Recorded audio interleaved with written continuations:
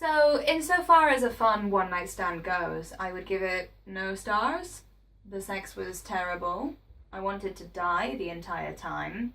I remembered where the alcoholism came from. It was to blot out these kinds of experiences, but they had an ensuite bathroom, which was perfect. 5 stars, because, you need to pee straight after sex. Okay, wow. Shan, things to address here. You need to pee after sex. Yeah, otherwise you'd get a UTI. I don't think I've ever had a UTI. I'm pretty sure I would know, right? Right, Nicole. Sorry, I'm about to be very mystic and wise. You have to listen to your pussy. Sometimes your pussy wants other pussy. Sometimes it just wants dick. Sometimes your pussy wishes you'd stayed at home by yourself to get drunk in the bath instead of whatever it is that you're doing. And sometimes it is irritable, and you should check to see if you have a yeast infection.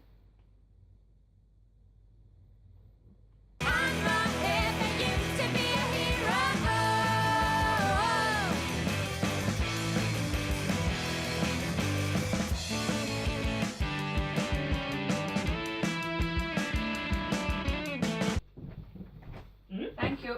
Welcome. Nicole, you do know about super gonorrhea, right? Shan, a small price to pay for a bit of fun. No. Quite a large price to pay for probably quite disappointing sex. But, what even is gonorrhea, Shan? What does it do? Make you infertile? Who cares? I mean, that is still not good. Well, it's not like that one that drives you insane. What's that? Syphilis? Right, Nicole, I am a little concerned that this is your approach towards sexual health, especially given all the white boys that you're fucking. But Shan, I don't have PIV sex with them. Piv? PIV. P-I-V. Penis in vagina. Heterosexual baby making, capitalist agenda, nuclear family, driving the kids to soccer practice on a Thursday afternoon and thinking to myself I could slip my wrists. Or I could just throw a dick up me and call it a day. PIV. Oh, Piv. Yeah, I'm not on the kink scene, so Piv could mean anything. But look, I don't have PIV sex with these boys. These boys are all brown hair, depression, dick don't work. My type.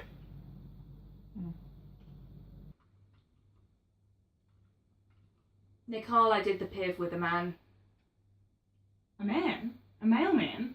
An adult male man? An adult male heterosexual man? What?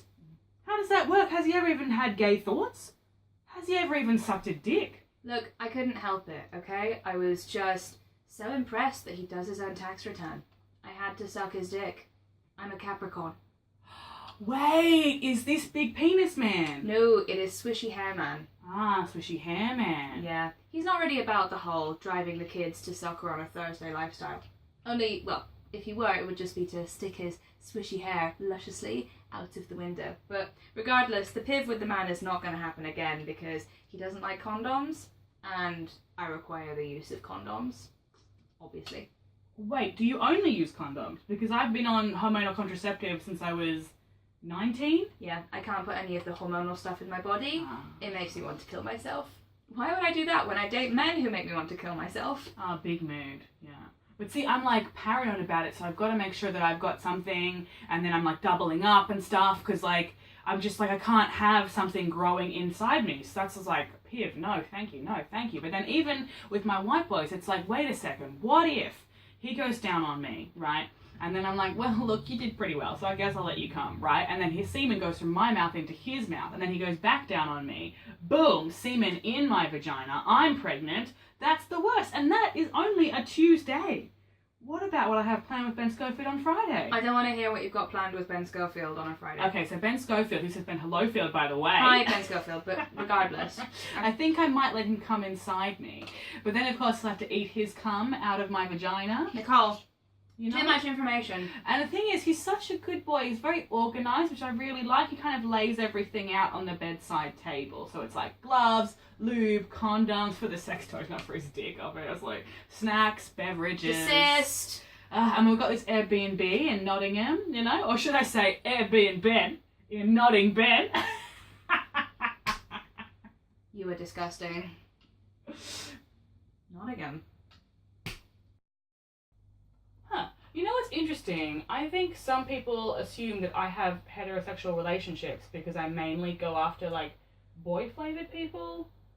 But, like, I wouldn't say that they are because I don't feel like they, like, follow any kind of heteronormative script, you know? Yeah. I feel like even with my first relationship, which was my most vanilla and, like, my most hetero, there was still this sense of like, hey, let's like keep talking about like boundaries and expectations and like sexual health and everything and like gender and sexuality and stuff and just like keep it open and keep it going sort of thing. And actually we had PIV sex without condoms because I was on the bar and he mentioned that he'd been tested recently and was all clear from like STIs and STDs.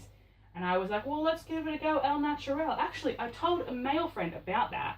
And he was so scandalized. He was like, how can you trust some man to tell you that, like, he genuinely is, like, free from STIs and STDs? He's probably just saying that so that you'll have raw sex with him.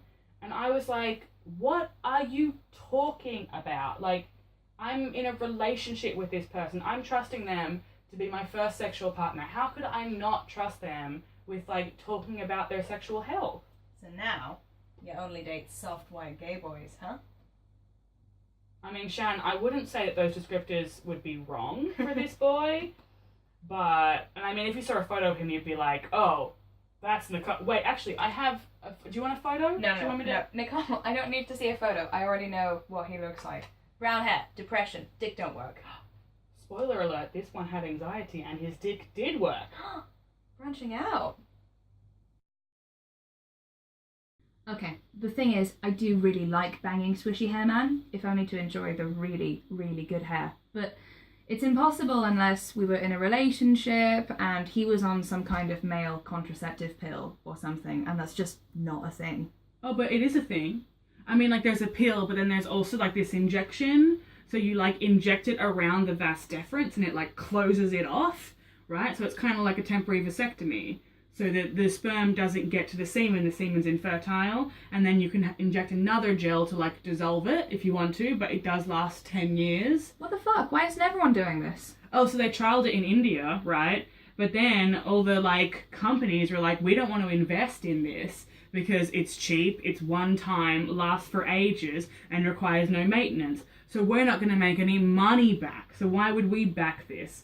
And then for two, there's the whole kind of like, well, how can you trust that your man's had the injection? And I'm like, oh my God, you're trusting someone to put their body inside your body. You can't trust them to have had an injection. Yeah, but I mean, that's the main objection to the male contraceptive pill, isn't it? People worrying, well, how can you trust men to remember or be bothered to take it when they don't have the oven? It's not their bodies that become hosts to the alien larva. I mean, like, yes, but it also just makes me want to scream for like a million years. Like, how is it that women can't trust their male partners with like basic sex stuff? Like, how is heterosexuality even allowed? Yes. Because, of course, lesbian relationships, for example, are fraught with zero problems. No obstacles to communication. Especially about sex stuff. Thank you, yes, of course.